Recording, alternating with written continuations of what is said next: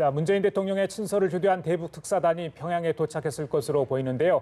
어떤 결과물을 가져올지 주목됩니다. 앞서 문재인 대통령은 어젯밤 트럼프 대통령과 전화 통화를 하고 특사 파견에 대한 의견을 교환했습니다. 네, 관련 내용 문성목 한국국가전략연구원 통일전략센터장, 이인배 협력안보연구원장과 함께 자세히 살펴보겠습게 네, 어서 오세요. 안녕하십니까. 어서 오십시오. 예. 자, 5명의 우리 대북 특사단 오늘 오전 7시 40분쯤 서울공항을 떠났어요. 1시간 정도 걸립니까? 평양 순환공항? 예, 저도 소해측 항로로 평양을 2번을 가봤습니다. 실제 비행 거리는 한 1시간 정도면 그렇죠? 충분하다고 보고요. 그러면 예정대로라면 지금 시간 도착을 이미 해 있겠네요. 그러면 도착을 했고 그 순환공항에 내리면 거기서 차량으로 이제 평양 시내 아마 숙소로 이동하는데도 한 30-40분 걸릴 겁니다. 예, 먼저 숙소로 이동. 뭐 숙소로 이동해서 여장을 풀고 할지 아니면 또 다른 회의 장소로 이동을 해서 거기서 회의를 바로 할지는 그건 이제 북한 측이 또 세부 일정을 준다고 했지 않았습니까? 네, 그렇죠. 어떻게 이제 일정을 구성해서 갈지 저희도 좀 확인을 좀 해야 될 부분인 것 같고, 자 원장님 6개월 만에 대북 특사 파견인데 지금 이 시기에 대북 특사 시적절하다고 보시는지요? 어떻게 보십니까? 지금 한국 정부로서는 특사를 보내야 되는 시간이지요. 지금 뭐 아시다시피 지난달 말에 폼페이오 국무장관의 이제 방북이 무산되면서 그 이후에 9월의 일정들이 완전히 조금 다 수년되거나 좀 바뀌는 그런 상황이 됐지 않습니까? 보면은 9월에 예상컨대 9월은 정상회담의 시전처럼 이렇게 예측이 됐던 부분인데 폼페이오 국무장관의 방북이 취소되면서 우리도 특사가 가게 되고, 그래서 또 시진핑 대신에 특사 자격으로 또 가게 오는 분이 하게 되고, 그래서 우리 이제 정상회담이 되어 있고 있지만 아직 불확실한 상황으로 되어 있지 않습니까? 이런 상황이기 때문에 다시 한 번 더 이 첫 스텝이 엉켜 있는 이런 상황 속에서 9월 전국을 풀려 그러면은 지금 특사가 가서 전반적인 북한의 속내, 미국과 한국의 입장 등을 정확하게 서로 좀 교환해야 되는 그런 시점이라고 볼 수 있겠습니다. 네, 그럼 오늘 이제 특사단이 도착을 해서 차후 일정은 어떻게 될지는 아직 잘 알 수는 없습니다만 공항에 누가 영접을 하러 나올지, 그리고 어디에서 이 회담이라고 해야 될까요? 이런 대화를 진행을 하게 될지, 그리고 과연 뭐 카운터파트 협상 장소는 어디이고 카운터파트는 누가 될지 이런 것들을 좀 짚어봐야 될 것 같은데 어떻게 좀 예상을 하십니까? 예, 그러니까 지금 관심은 지난 1차 방북 전례가 있지 않습니까? 3월 달에 이제 1차 방북을 했는데 그때 당시에는 통전부의 실장 리현인가요? 이제 그 사람이 기내 영접을 했습니다. 그리고 트랩에 내려오면 거기에 이제 북측 영접 대표라고 그럴까요? 리선관 통일전선 그 위원장, 이 위원장이 이제 그 환영을 나왔었죠. 그리고 시내로 이동을 해서 전례 없이 노동당 청사에서 그 회의를 한 걸로 알고 있습니다. 그것은 과거에는 뭐 그런 일이 없었거든요. 그리고 아마 제가 볼 때는 김영철 통전부장 대남 담당 부위원장이죠. 이 김영철과 만나서 회담을 하고 이제 저녁에는 김정은 위원장을 면담하고 이어서 만찬까지 이어졌단 말이죠. 그러니까 우리 측도 출발하기 전에 오늘 당일로 내려올지 아니면 상황에 따라서 시간이 지연되면 일정이 더 늦어질 수도 있다라고 얘기한 것은 김정은 위원장과 만나는 시간, 만날지 여부 아직 불확실합니다.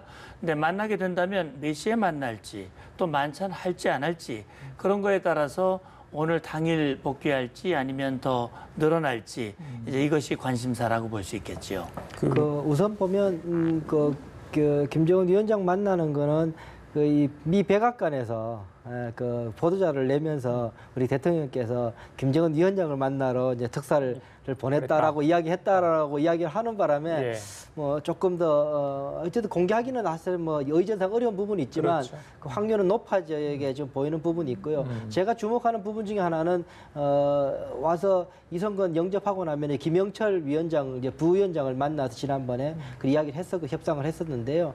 이번에 이제 김영철 이 나올지에 대해서 좀 주목하는 부분이 있습니다. 이미 김영철 같은 경우는 지난번 아시는 바처럼 폼페이오 국무장관이 방북이 무산될 때 결정적인 역할이 돼서 서신 사건을 이렇게 장본인입니다. 그 이야기는 무슨 말이냐면 미국으로부터 김영철에 대한 신뢰가 대단히 좀 깨어진 상황이다라고 보여집니다. 그런 상황에서 김영철을 계속 내보내서 같은 논주 이야기를 북한이라는 조직 속에서 다른 논주의 이야기를 같은 사람이 다른 논주의 이야기하기는 대단히 어려운 구조입니다. 그렇다면 김영철이 나온다 그러면 특별히 그게 더 북한의 태도가 변화되어 있는 스탠스를 보이기는 어려울 건데 만약에 김영철을 내보내서 비슷한 논조로 이야기를 하게 될지 아니면은 북핵을 협상을 담당하는 이용호를 내보내서 새로운 분위기를 조성할지 저는 좀 주목하는 부분인데요. 저는 뭐 가능성은 높지는 않게 봅니다. 김영철 아닌 이용호가 나올 가능성은 높지 않게 보는데 예. 나왔으면 좋겠다는 개인적인 바람은 한 가지 있어서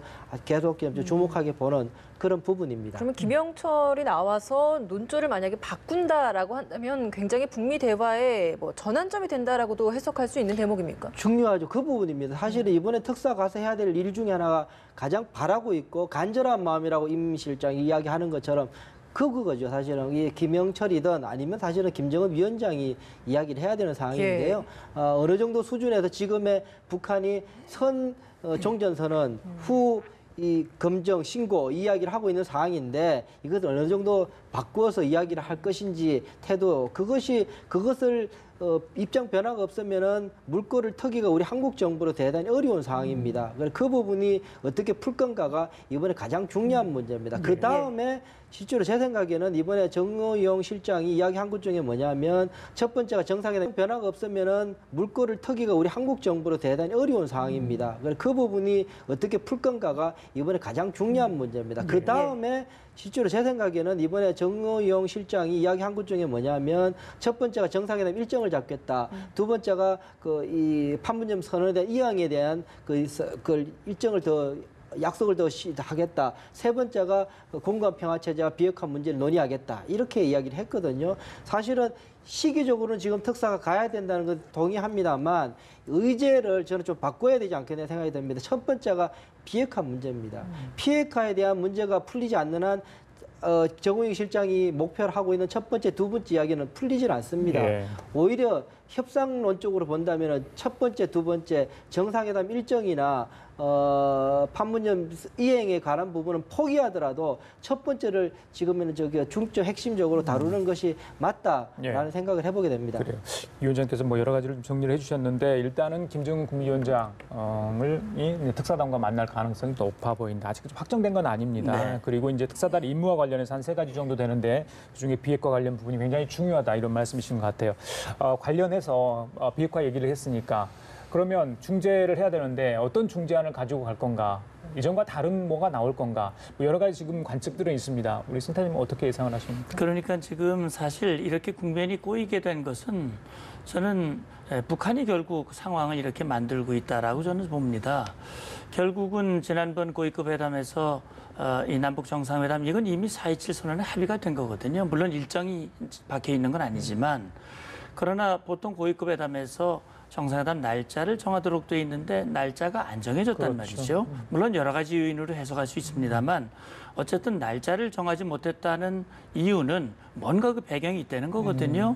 북한이 최근 우리를 향해서 불만을 쏟아내는 것은 남측이 판문점 선언 이행 의지가 별로 없어 보인다. 돈 안 드는 일만 하려고 그러고 미국 상전 눈치나 보고 뭐 좀 제대로 안 하는 것 같다. 이건 뭐냐면 북한이 그동안 줄곧 주장해온 것은 비핵화 문제는 우리가 미국과 알아서 할 테니 남측은 핵과 무관하게 남북관계 발전에 힘을 쏟아라 라고 하는 것을 요구하는 것인데 우리로서는 그렇게 할 수가 없단 말이죠. 그러니까 남북 정상회담의 날짜를 정하고 회담을 여는 문제도 결국 북한은 자기들이 원하는 것을 얻어내기 위한 수단으로 활용하는 것이 아닌가라는 생각도 들고요. 김영철 얘기를 하셨습니다만 폼페이오 방북이 무산된 것은 보도대로라면 김영철의 서한에 빈손으로 올 것 같으면 오지 마라 라고 얘기한 것이 결국은 이런 상황을 만들었다. 자, 그러면 북한으로서는 그런 방식으로 하면 뭔가 협상이 통하고 그런 방식으로 하면 뭔가 얻을 수 있다고 생각을 했는데 상황은 아니거든요. 오히려 최근 트럼프 대통령 얘기는 그동안 김정은 위원장과의 신뢰 관계를 굉장히 강조를 했고 잘 될 거라고 긍정적으로 얘기해 왔는데 최근 논조가 조금 달라졌거든요. 신뢰 관계가 있지만 이 관계가 바뀔 수도 있다. 연합연습도 다시 역대급으로 할 수도 있다. 라는 얘기를 하는 것은 결국 김정은 위원장의 결단을 촉구하는 것인데 이번 특사가 가는 것은 결국 북한에게 선택의 기회를 주는 어떻게 보면 명분을 주는 것일 수 있습니다. 예. 그러니까 김정은 위원장 입장에서는 결국은 특사를 계기로 또는 이어지는 남북 정상회담을 계기로 뭔가 자기들의 입장을 바꿀 수 있는 절호의 기회라고 볼 수 있습니다. 그러면 중재안은 이런 겁니다. 예. 결국 북한이 원하는 건 선종전 선언 후 비핵화와 관련된 조치. 예. 미국은 선비핵화 조치 후 종전선언.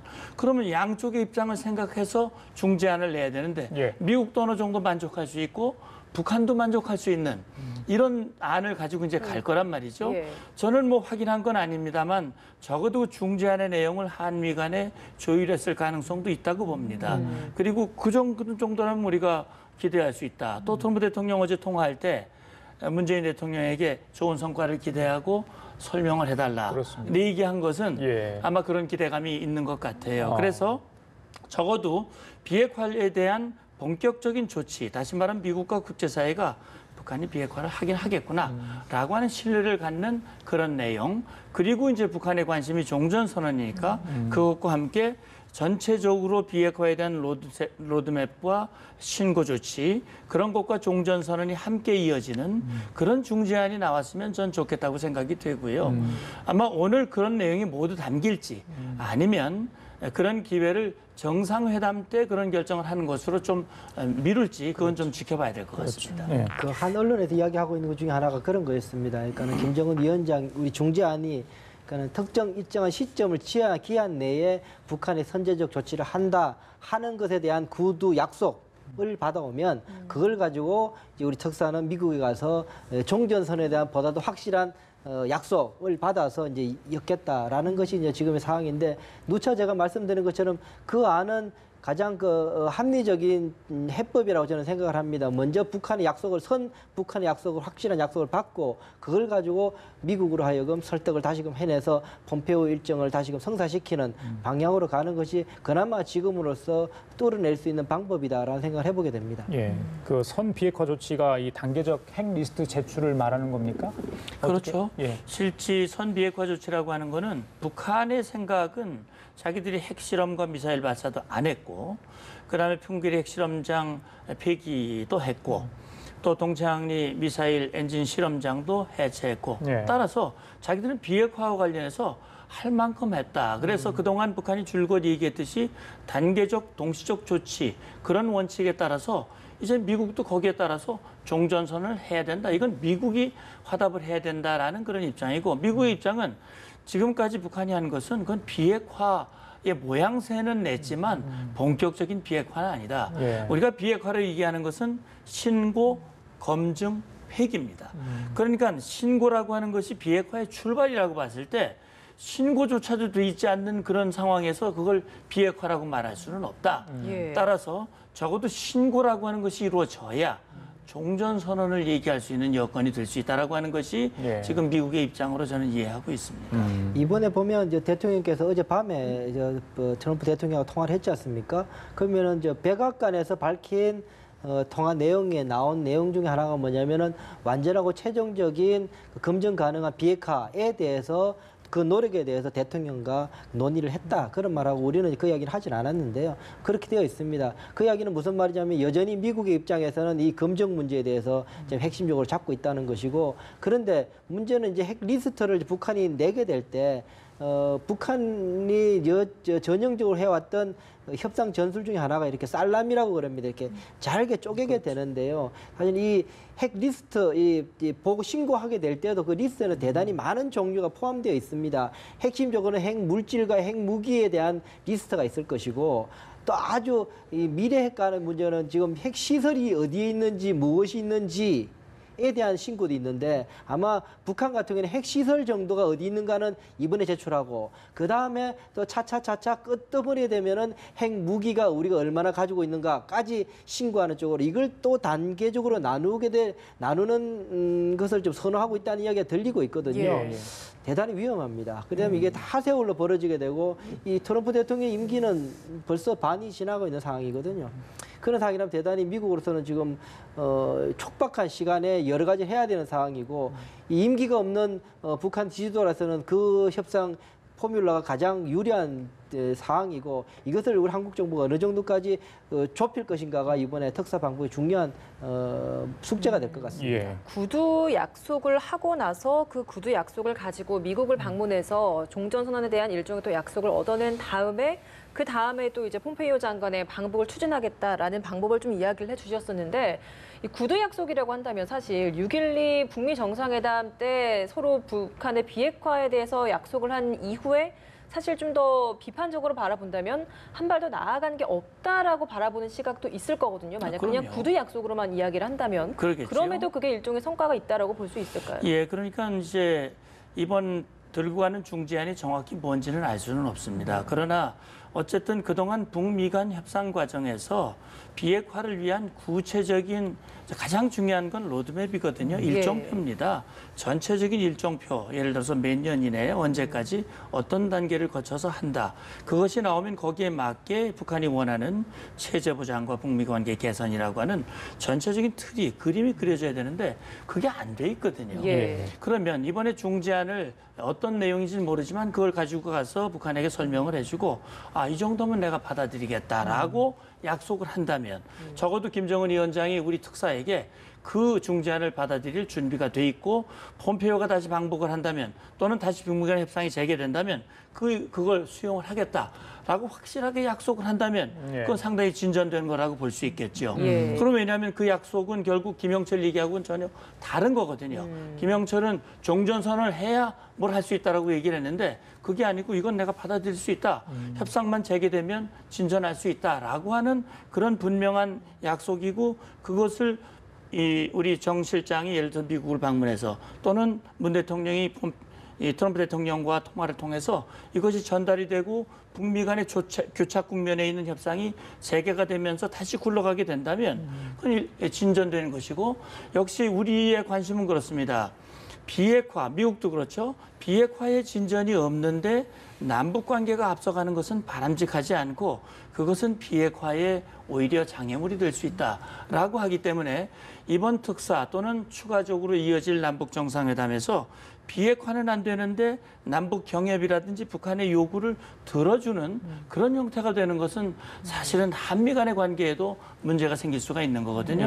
아마 그런 것들을 우리 특사가 유의하면서 아마 대처하리라고 봅니다. 알겠습니다. 일단 공은 김정은 위원장에 넘어간 것 같아요. 한 16일 정도 공식 매체에 등장하지 않아서 과연 뭐 어떤 고민을 했을까 했는데 최근에 다시 이제 얼굴을 비쳤죠. 주규창인가요? 군수공업부 부장이 사망해서 그 장례식에 가깝던 모습이 비쳤는데 일단은 김정은 위원장 남북 정상회담 준비도 해야 되고 구구절 준비도 해야 되는데 머리가 좀 많이 또 바쁘기도 할 것 같아요. 바쁘기도 하고요. 구구절 관련 얘기 잠깐 하겠습니다. 뭐 구구절 행사 규모가 어떻게 될지 이건 뭐 김정은 위원장이 대대적으로 좀 하자고 한 거에 원 신년부터 나왔던 이야기 아니겠습니까? 열병식 규모 또 ICBM에 등장할지 또 외부 손님이 누가 올지 여러 가지 관심거리인데 어떻게 보십니까, 원장님? 우선 뭐 지금 그 관심사가 됐던 시진핑 주석의 방북은 지금 뭐 무산된 무산이 거로 됐죠. 보고 이제 그 대신에 지금 이잔수 그 서열 3위라 그럽니다. 북한의 카운터파트라면 김영남 그 상임위원장이 될 텐데 국회의장 같은 사람인 거죠. 전인대 상임위원장이니까 그런 사람이 가기로 돼 있고 서열상으로 보면은 역대급이기 때문에 북한으로서도 벌써 노동신문에 벌써 보도를 했습니다. 한국으로 보면 뭐 어쨌든 그 면은 세워주는 그런 조치나 속내는 그렇게 조금 좋지는 않은 그런 상황이 된 건 사실입니다. 어쨌든 그런 상황 속에서 구구절 행사는 북한의 김정은 위원장이 신년사에서 밝힌 것처럼 민족의 대행사로 치르려고 하고 있기 때문에 규모 면에서는 일단 남부럽지 않게 치를 가능성이 높습니다. 이 한간에 지내진 것처럼 뭐 위성 사진의 파악이나 여러 가지 정보에는 10,000여 명 이상의 열병식을 준비하고 있다, 프레이드를 준비하고 있다, 뭐 군사 프레이드를 하고 있다, 뭐 영광된 조국이라는 이제 마스 게임 준비하고 있다, 뭐 횃불 프레이드를 준비하고 있다, 모든 행사라고 해서 이벤트가 많죠. 모든 행사를 이야기하고 있다고 그런 상황입니다. 그걸 하게 될 거고, 우리 외부에서 볼 때는 ICBM을 어느 급 정도로 내놓을 것인가. 라가 이제 지금으로서 관심사일 텐데, 제가 보면은 지금까지 공개했고 지금 실험했던 수준은 이번에도 열병식에는 나올 가능성은 있지 않겠느냐. 새로운 신무기, 미국을 자극할 만한 SLBM이거나 화성 14형, 15형이나 더 장거리나 고체 연료 미사일 같은 것들은 신무기들은 이번에는 공개 안 하거나 안 내놓더라도 지금까지 실험을 했거나 했던 정도는 내놓을 가능성은 있지 않겠느냐라는 생각을 해보게 됩니다. 결국은 김정은 위원장으로서는 두 가지 목적을 동시에 달성을 해야 돼요. 하나는 대내적으로는 김정은 위원장의 업적을 과시하고 70년에 다시 말하면 정권과 체제를 최대한 부각시키고 더 공고히 해야 하는 그런 필요가 하나가 있고 또 하나의 필요는 결국 그걸 주목하고 있는 미국 국제사회 정말 북한이 이 호전적인 그런 태도를 보이느냐 아니면 정말 그동안 펼쳐왔듯이 평화지향적인 비핵화 방향으로 가느냐라고 하는 자극을 최대한 적게 하려고 하는 그런 노력일 텐데 그런 점에서 봤을 때는 우리 이인보 원장님 생각과 저도 크게 다르지 않습니다. 그러니까 최소한 지난 2월 달에 했던 28 건군절보다는 규모가 크고 참석 인사라든지 사실 뭐 매스게임 중단했던 아리랑 축전과 같은 매스게임을 다시 하지 않습니까? 그러니까 전체적으로 보면 규모는 커지지만 ICBM이라든지 이런 기존 무기는 내놓되 신형 무기, 다시 말하면 지난 2월보다 더 발전된 무기는 내놓지 않음으로써 우리는 적어도 자기들 주장으로는 동결된 상태를 우리가 유지를 하고 있다라고 하는 모습을 보여주려고 하는 그런 내용. 이제 중요히 우리 관심은 또 메시지란 말이죠. 김정은 위원장이 뭔가 연설을 하게 될 텐데 그 연설에서 미국이라든지 국제사회의 도전적인 것보다는 자기들이 그동안 해온 비핵화의 노력 또 이런 것들을 최대한 부각시키려고 하는 그런 메시지를 담지 않을까 하는 그런 생각을 해봅니다. 예, 알겠습니다. 자, 지금까지 문성묵 한국국가전략연구원 통일전략센터장, 이인배 협력안보연구원장 두 분과 함께 얘기 나눠봤습니다. 말씀 고맙습니다. 감사합니다. 감사합니다.